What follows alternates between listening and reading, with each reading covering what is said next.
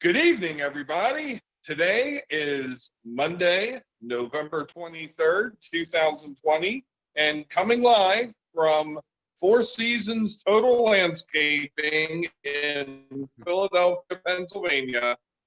My name is Woodcock,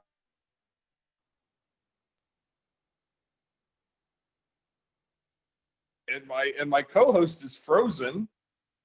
Actually, you were frozen on my side. He's frozen. Damn it! Well, I was going to raise a really.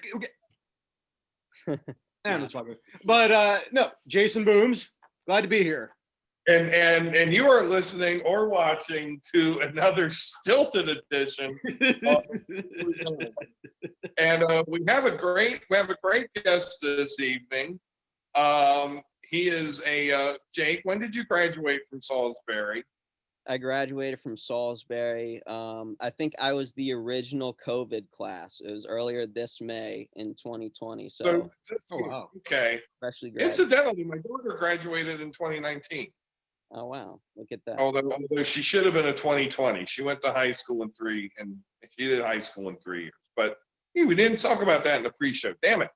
Anyway, he is the new president of Howard County's oldest and largest Democratic club, the Columbia Democratic Club.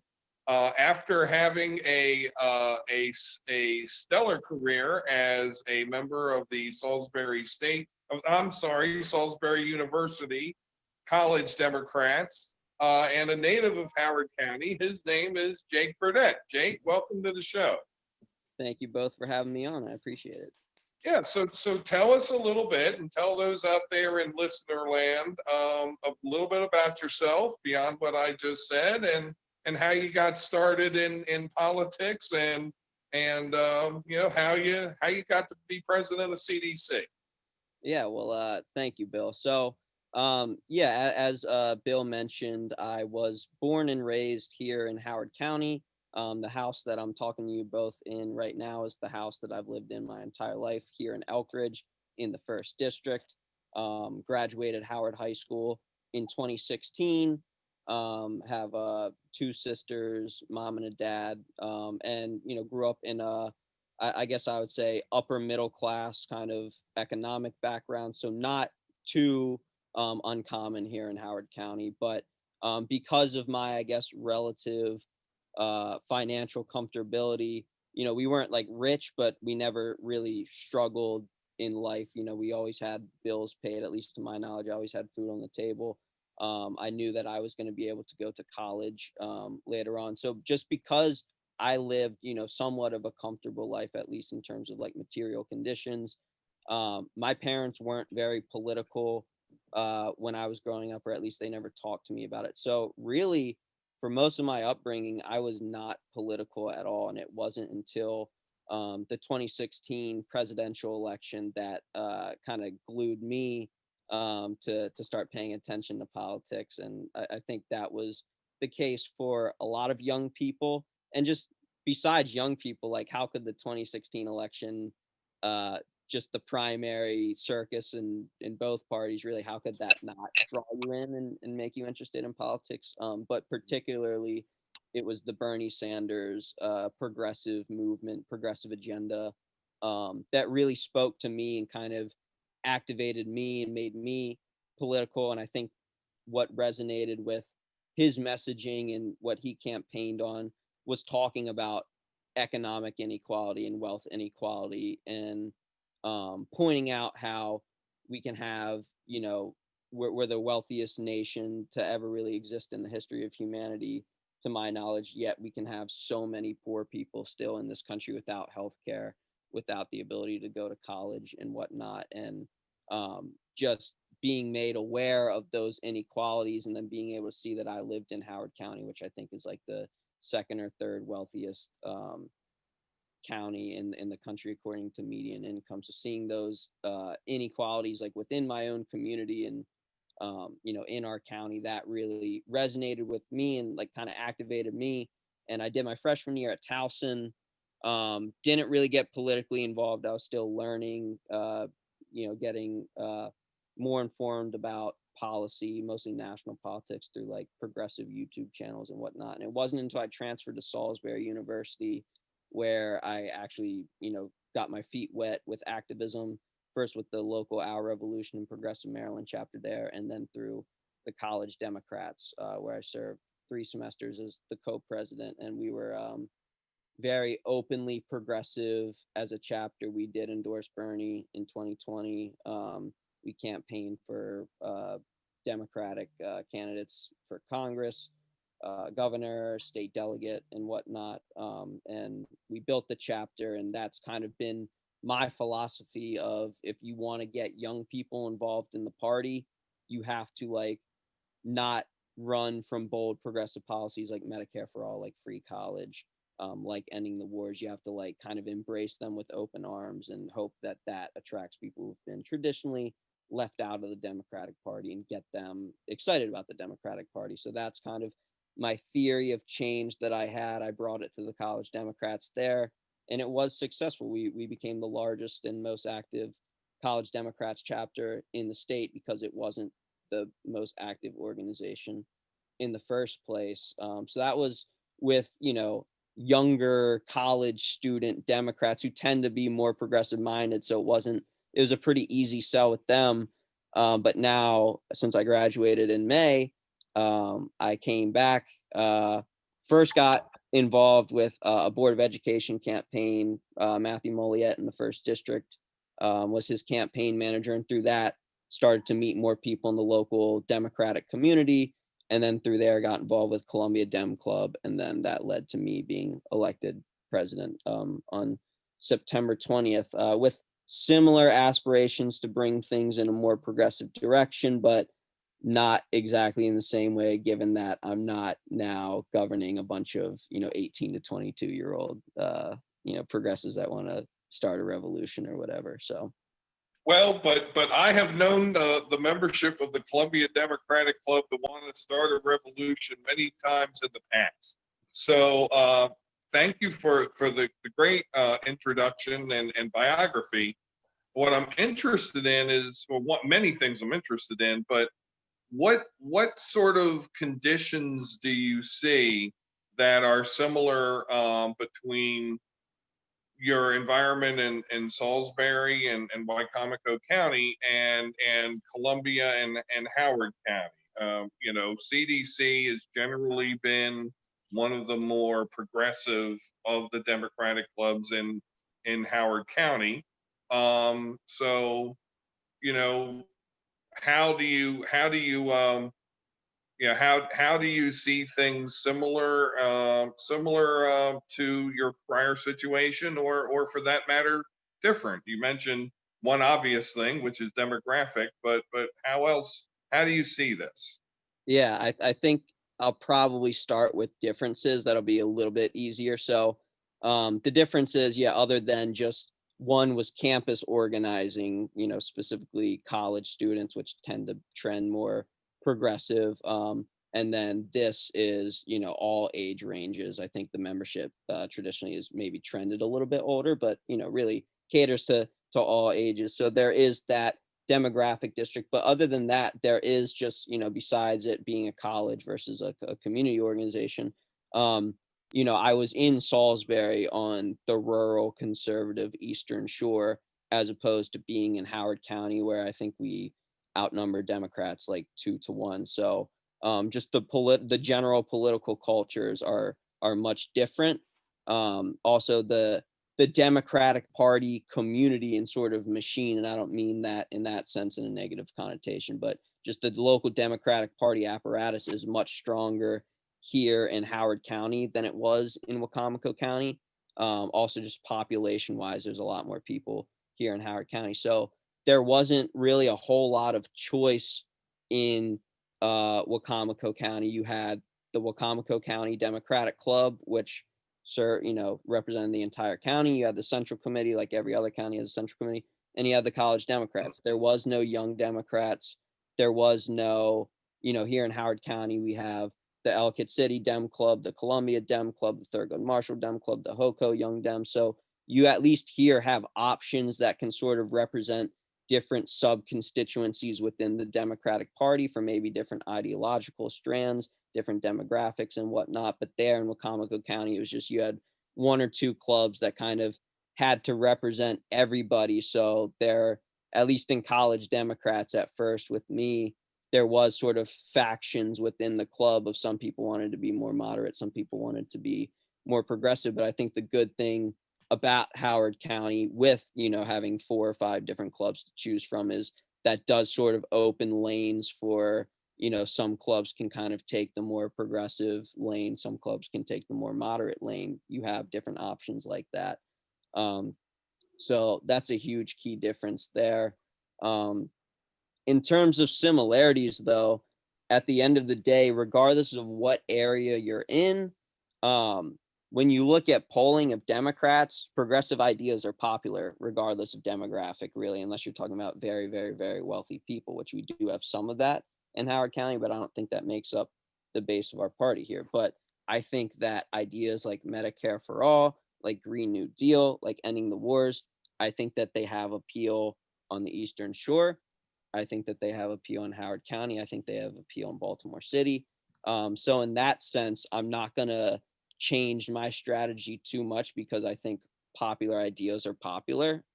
Maybe you have to market it a little bit differently. But I still very much think that, trying to make the group more progressive, take more of an activist role will be met with positive reception. And in fact, our first 2 meetings so far under my leadership, the first one we did was on a panel discussion on removing SROs or removing police from schools, which is kind of a controversial topic, but very, very much hotly debated right now, not just in Howard County. But, I think in the past, maybe some groups would have wanted to stray away from that because it's too controversial. But we had 50 plus people come to the meeting, which I think is, pretty good turnout. Second meeting, also similarly controversial about potentially ending the ICE contracts with the local counties that they have with the national ICE to keep ICE detention centers here in the state, and then the counties make money off of it. We had a discussion about potentially getting one of the 3 ICE centers in the state out of Howard County, also controversial, but also had high turnout, over 50 people again. So in terms of the similarities, that's what I think it is that progressive ideas are going to be popular there. They're going to be popular here. And I hope we can continue to host interesting discussions that people want to have and hear perspectives that have been kind of left out of the debate a lot of time. But I think bringing those voices in will continue to bring new people into the party. Jason, I have some other questions, but I want to give you a chance to inquisit our guest. Thanks, Bill. Yeah, Jake. Well, the first thing that leapt to mind was your most recent stint with the Malyette campaign, and obviously that didn't turn out like a lot of us would have wanted. But I do think there are 2 things to take out of that campaign. Number one, I think Malyette ran better than a lot of folks expected, given the perception of Christine Delmont Small's electoral strength. Number one. Number two, I think the campaign was successful in essentially emptying her coffers, which is fantastic news because she'll have to start from ground zero again if she decides to run for a higher public office. What was your big takeaway on the Malyette effort? So my big takeaway, and I meant to make a big kind of public statement or speculation about this because I think the local Democratic community does need to have a serious discussion about this, because I think that it's really sad that we do live in a 2-to-1 or so Democratic county, yet we have a conservative, kind of Republican, maybe not in name, but, conservative majority on the Board of Education. That shows that there's a serious failure on whether you want to blame it on the Democratic Party or the left in general, or the liberal or progressive left, whatever you want to call it. We need to mobilize better. So that, is kind of my takeaway, is that, especially in Howard County, I don't know how common this is with other counties in Maryland, but when I was on the Eastern Shore, where they have city councils and city government, here in Howard County, we have over 300,000 people, yet we don't have any incorporated municipalities with local elected government, local city council. So really the only elections we have to worry about our county council, county executive, state delegate, state senate, and board of ed. So the Democratic Party and the left needs to take these board of education seats and races as seriously as we take county council races, whether they're nominally partisan or not, because we lack the city council seats, which are usually used in other counties as stepstones to higher office. Because we don't have the city council seats, the board of ed seats often seem to get used as stepstones into higher office. So just because these, board of ed seats are nonpartisan, that doesn't mean that CDS is not now going to run against, Courtney Watson for state delegate, or, Liz Walsh for county council, or whatever race she may decide. So we have to recognize that, not even just in the short term, but in the long term, we need to get prepared. We need to recruit candidates ahead of time and not just pick, kind of whoever showed up. We need to get organized. We need to get people with, not just get good candidates, but get good experienced campaign managers, to kind of guide them along the way. Because I appreciate, what you said, Jason, about Matthew's campaign doing much better than everybody expected. And I do like to think that I played a significant role in that as his campaign manager. But at the same time, I do have campaign experience. I have been a campaign manager before, but I don't really have wins like that under my belt. I don't have a ton of establishment experience on, winning successful campaigns. So there really should have already been an experienced person in that position who knew what they were doing more so than I, so that a 22-year-old recent graduate who doesn't have a ton of experience, it doesn't have to be the guy that comes in and tries to save the day. So, we tried the best with what we could, given the resources that we had and given what we were going up against, with CDS already having 20,000 plus in the bank. But really, if we had just prepared and done our due diligence months before, we might have been able to avoid kind of being in that position in the first place. So that's really one of the things I want to do over the next 2 years, because we do have an opportunity to win back a left-wing majority on the board starting in 2022 when the 2 at-large seats are up. Is I want to get 2 strong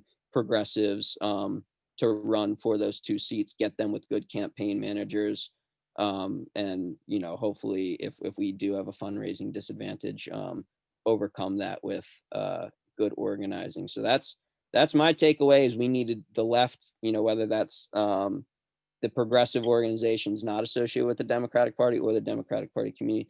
We need to get our shit together, and we got to do it not at the last second. So yeah. Completely makes sense. And I'm just curious, before I kick it back up to Bill, you did mention as you were becoming activated politically and the Sanders campaign 2016, you also mentioned checking out influencers on YouTube. Anyone in particular that really stood out to you as someone getting involved in politics that you think is worth a really good listen? I'm always trying to find new folks to listen to or recommend to people. Good to know. I didn't know. I'm going to take that as you watch progressive YouTube. So that's good. I would have said them if I knew, but mainly probably the most influential person in my life, even more so than Bernie Sanders, is Secular Talk, Kyle Kalinske, if you know him. Yeah, he's super influential. Secular Talk, Christo Avalos is a Canadian progressive, the Rational National, Humanist Report, all the bit. I don't have any super slept on people, but if you know the progressive YouTube community, there is I really wish that there was more popular Black progressive commentators or female progressive commentators. I know Tim Black is a really good one. He actually lives in Maryland too, which is cool. I think he's in Bethesda, but he's a progressive YouTuber, independent. Brianna Gray. Yeah.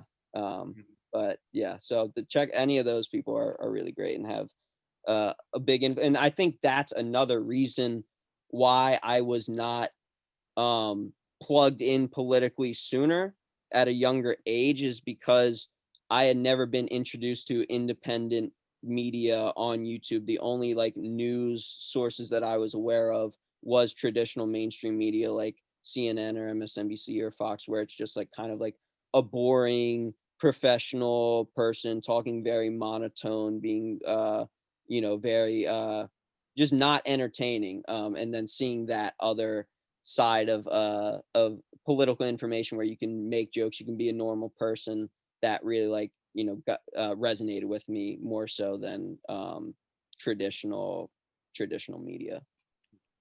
Well, I got you, and that's why a lot of those blogs these days, like Chapo Trap House, for example, which I don't actually listen to blogs that much, but I understand they put on an engaging show.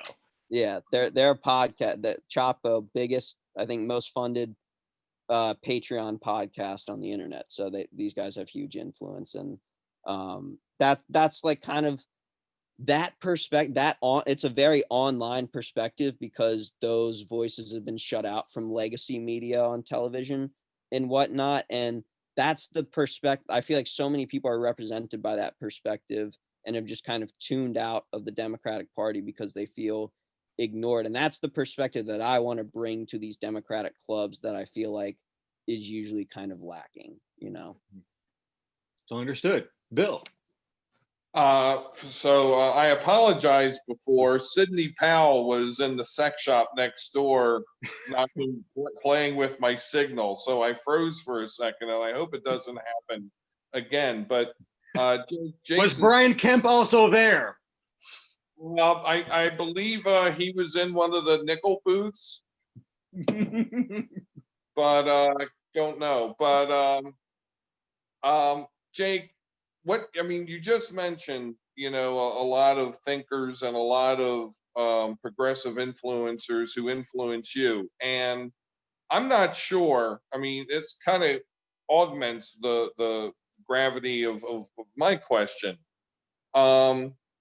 My premise as I'm going into my, good Lord, 4th decade of being involved in politics is that Democrats, state and locally, have not really begun to fully grasp that you just can't be a Democrat and you just can't appeal to Democrats. I think what I heard you say in your answer to Jason's question was that you very much understand, as I'm becoming aware of, that there is a difference between Democrats, progressives, liberals, left. Yes, we are all talking about people who think the same things, but for some reason, not everybody is identifying with the Democratic Party. You mentioned before the whole, moderate to liberal bend. And I know, because we experienced this, there was so much resistance within even progressive circles or Democrat circles, using the terms is difficult, on activating the machinery towards candidates for Board of Education with progressive values. So how do you use the forum that is CDC to start to advocate that, to start to be that agent for change, to start to maybe make that revolution that you were successful in being part in for Salisbury? So I guess my question before you talked to Jason just now was, what are your main goals as being president of CDC? And I guess what I'm refining that to is, how do you see how you can use CDC to be an agent of that change that you want to bring about? Yeah, no, it's a great question. And really, I think, one of the best ways you can sort of make any sort of change, being in that specific position that I'm in, of being the leader of some Democratic organization, whether it be a club or a central committee or whatever, is, I think, just to use that platform to advocate for bold things that change the accepted conventional wisdom. And what I mean by that is, using an example of when I was still with the college Democrats at Salisbury University, the accepted conventional wisdom is that you can't endorse in a primary. That is absolutely nuts to endorse in a primary. We're not supposed to take positions in primary. You might alienate people if you, and then like the whole thing, it was just like presented of like, this has never been done before. Like, it's unthinkable to do this. And if you do this, the world's going to end, because it's just so unheard of. And like, there was so much pushback, but then, I just kept saying, no, this is how you get people excited. We're going to do this. We're going to do this. This isn't against the rules. We're allowed to do this. Why would we not do this? We can look at polls and see that, like, these ideas are popular. This candidate's popular with the group that we're representing. Let's just do it. Let's just give it a try. And then we did it, and the world didn't end, and it was popular, and people did come. And then it actually made us stand out, because we were doing things that other clubs were not doing. And then it was actually like we were doing something worth talking about. And then it was seen like, and then other chapters start to see that. And then they're like, hey, they did it. It worked out. The world didn't end. Maybe we should do that. And then you can see the influence rub off on other chapters. And then suddenly the thing that a couple months ago was seen as like forbidden, that you can't do this or the world's going to end, suddenly now it's like seen as like almost weird to not do it. And like, we've just completely changed like the norms of things. Like, so like, another example, something more recent was, and with my exec board, I want to be clear when I'm talking about, my plans, these are like what I personally would like to see. That being said, I'm not the dictator of the club. We do have an executive board, and we rule by consensus. So I don't always get everything, completely my way. But another example of us like kind of changing the conventional wisdom and having like a measurable, tangible effect that I think will have a hugely positive impact on this community for years to come is, there was some dissension within our club on breaking the norm of, I guess in the past, the clubs or central committee had never really endorsed in the judicial circuit court race, because it, depending on who you ask, it's technically nonpartisan. So it's not like the central committee or the clubs have any obligation to endorse. But still, I thought there is, especially with this recent election cycle with Quincy Coleman, Quincy, registered Democrat, won the Democratic primary. His opponent, John Kuchno, registered Republican as recently as May of 2020, appointed by Hogan. I thought it was very clear that there is one left-wing candidate, there's one right-wing candidate, and that the Democratic organizations, just like with Board of Education, should, probably get off their butts and do something and try, especially at the time Ruth Bader Ginsburg had just died. Like, we need good local judges now more than ever. So I was thinking that's like the obvious common sense thing that all the Democratic organizations and leaders should be doing, is like advocating for Quincy Coleman to get in there. But it would, because it had just not been done, and they wanted to defer to the sitting judge, who was already the incumbent. There was a lot of pushback, but we kept fighting at it to get the Columbia Dem Club to endorse Quincy Coleman, which no other Dem Club had done, no central committee had done. There was a lot of pushback, but we just kept pushing for it, because we felt it was the right thing to do.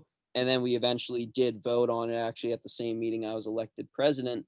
And then we announced the endorsement online, and then the announcement of that endorsement, just making it clear that Quincy was aligned with Democratic values, suddenly that put like a sort of pressure on other Democratic organizations or Democratic elected officials who had previously aligned themselves with Kuchno or distanced themselves with Quincy. Suddenly now they had a pressure of like, everybody's knows that Quincy's the Democratic dude, and if I align myself with the other guy, it's going to make me look bad.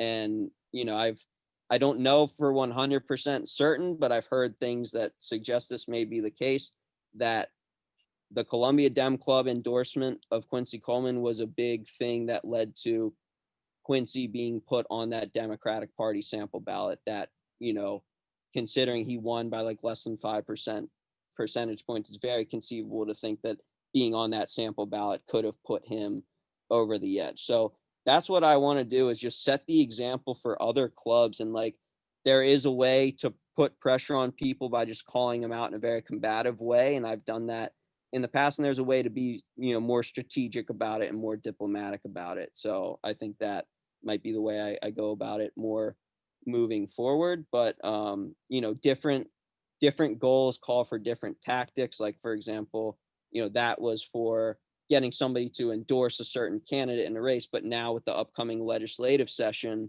there might be some kind of controversial bills like repealing the law enforcement officers Bill of Rights or whatever that, I want to urge certain legislators to go in a certain way on. So, finding a way to do that without alienating them is going to be extremely important. I think even just hosting these panels and like having certain panelists on present from a certain way is a way of putting soft pressure and changing that discussion so that suddenly as a legislator like feels like they can't take a position against a certain thing because everybody has now accepted that like this is the right position to have on this issue.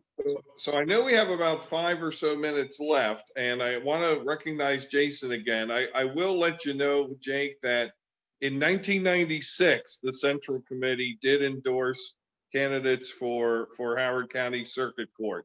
And I am at once totally polishing my apple because I was vice chair of the Central Committee at that time. And then I remembered how old you are, and I'm sitting here thinking, dear Lord, he wasn't even born. But I am very, very happy that you helped lead that, because same was the case with the school board elections.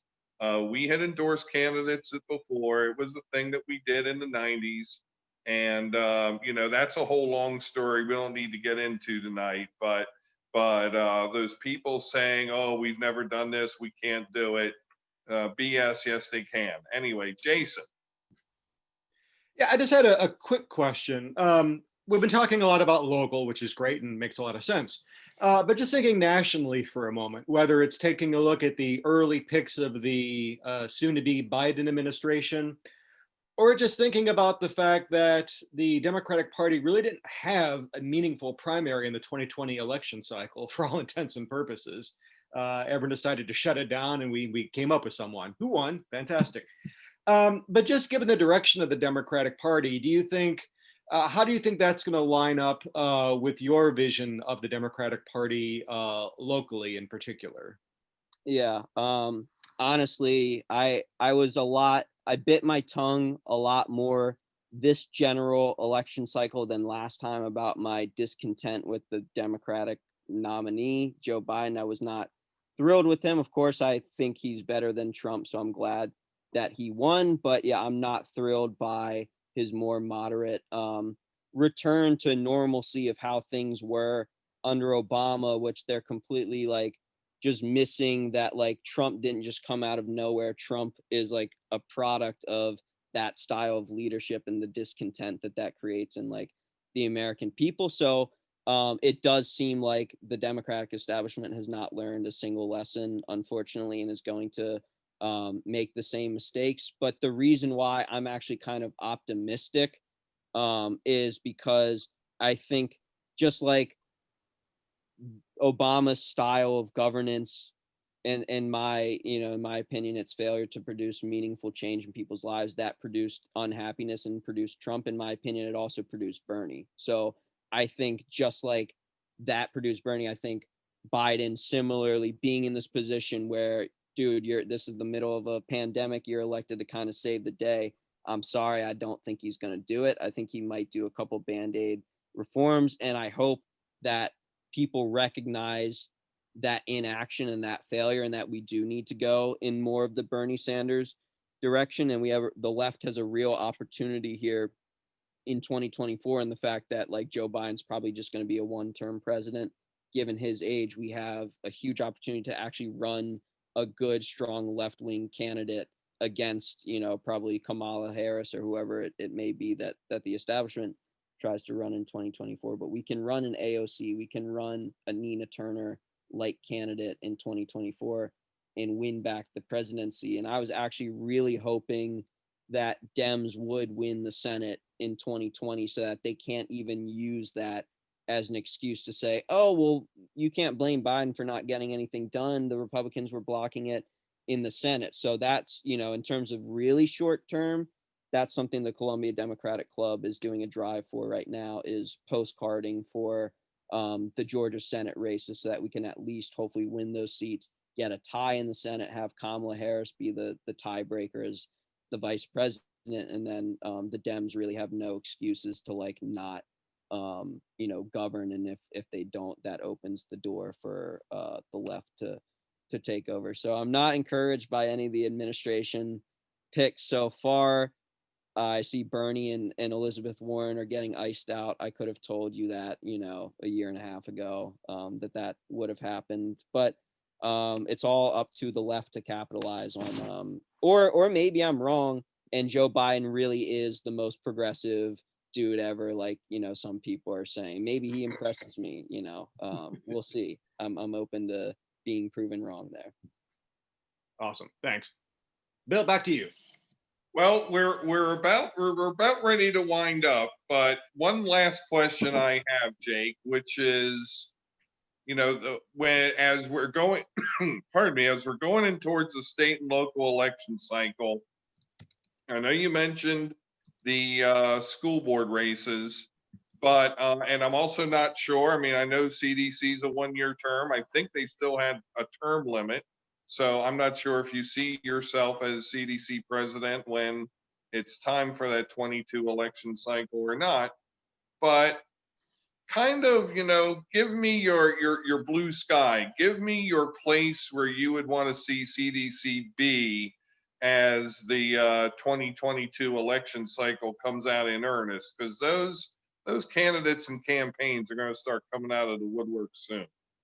Yeah, no, it's a great question. And honestly, assuming that, I'm still new into my term, it's only been like 3 months, but assuming I continue to do a good job in this role, I probably would seek re-election if there seems to be support for that. And in terms of what I want us to be like in 2022, not just for the 2 Board of Ed seats, but also just for the county council and midterm elections is, I was talking about the disorganization of the left. It was really up to, with all the Board of Ed candidates, kind of just like up to the campaigns themselves to get their own volunteers. And, occasionally an organization would provide us something here or there. But when I looked at Christina Delmont Small supporters, when I looked at, even Kuchno or Sezin Palmer supporters, they had teams and shifts and alternating shirts and alternating signs, and like, you'd wear a sign that had Kuchno on one side and then CDS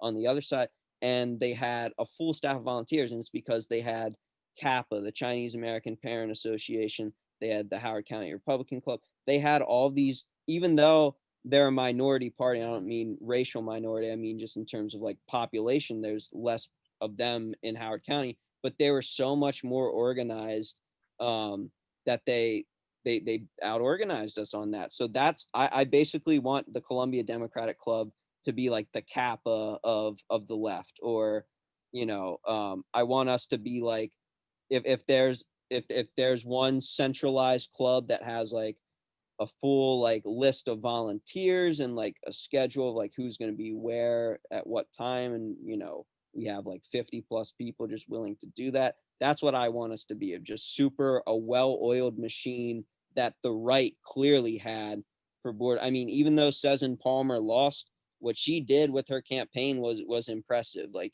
you can't deny that like Jen, being not being the underdog really, because she's the incumbent, the fact that Sezin was able to make it that close, and it was because of their money and their organizational skills. Now, money, it's always going to be, the left is always going to be a disadvantage for money, not having more money than the right, but we have no excuse to be out organized. So I want us to just serve that role on the left and kind of be. That is terrific. That is terrific. Jake, anything in closing? No, I think just search up the Columbia Democratic Club on Facebook, like our Facebook page, follow us on Twitter, all of that good stuff. Become a dues paying member, get your right to vote within the club and have a say in what we do, and just be on the lookout for, we have a December 9th Georgia Senate candidates doing some Democratic trivia that will be on our Facebook page. And then in the new year, just be on the lookout for relevant state talks on things like the legislative session, what's coming up, and like police reform, ending the law enforcement officers Bill of Rights, Anton's Law, housing relief. Lot to be talked about with this Dems not calling a special session last year. There's a lot that needs to be addressed. So there's going to be no shortage of things for us to talk about. Awesome. Well, Jake, I'm very happy that we got this chance to talk tonight, and CDC has had a long history of friendly provocation from the left. So anytime you would like to sit down and talk to an old fart about what we used to do back before cell phones, we can have some coffee or something else and do that. Yeah, well, I appreciate adding to that history, and I appreciate you all having me. I do just want to say one thing before I go. One, follow me on Twitter at Jake Burdett _BURDETT. And then also Jason messaged me a question because he wasn't sure if I'd be okay answering it publicly. I am okay answering it publicly, he says. He's asking me about my opinion on the movement for a People's Party, which is basically a movement for like a third party led by a bunch of like, legitimate progressive leftists like Cornel West, Nina Turner, some really great people that I support. And like, yeah, I love it in theory, but I still need its proponents to explain to me how it's going to be viable and why it's going to be different than the Green Party, which stands for all the same, bold progressive values, but like how they're going to get over the structural hurdles against third parties in this country. So I'm not against the People's Party. I support Nick Branna and the people working on it. I hope to get proven wrong, but I still view the most real, how many third party candidates won congressional challenges in 2020 and 2018, and how many Justice Democrats like AOC and Jamal Bowman won in 2018 and 2020. That's why I still view taking over the party from within as more viable, but I encourage people to, inside outside strategy. I'm very encouraging of that. So Back in the interest move. Gotcha. All right. yes. Cool. Well, thank you both again for having me on. I appreciate it. It's our pleasure, Jake. I hope we can do this again on the podcast. Yep, sounds good. Well, you gentlemen have a nice night and stay safe. Awesome. Jason, you do the same, sir. Jason, you have anything in closing? Not much, other than if you want to get some really neat shirts for the holidays, look no further than Red Molotov. Red Molotov. Labor, I like their old work. Nice. So give some good earned pounds, actually, because it's based in the UK, but it's a fantastic place for your gift giving interest for your political friends.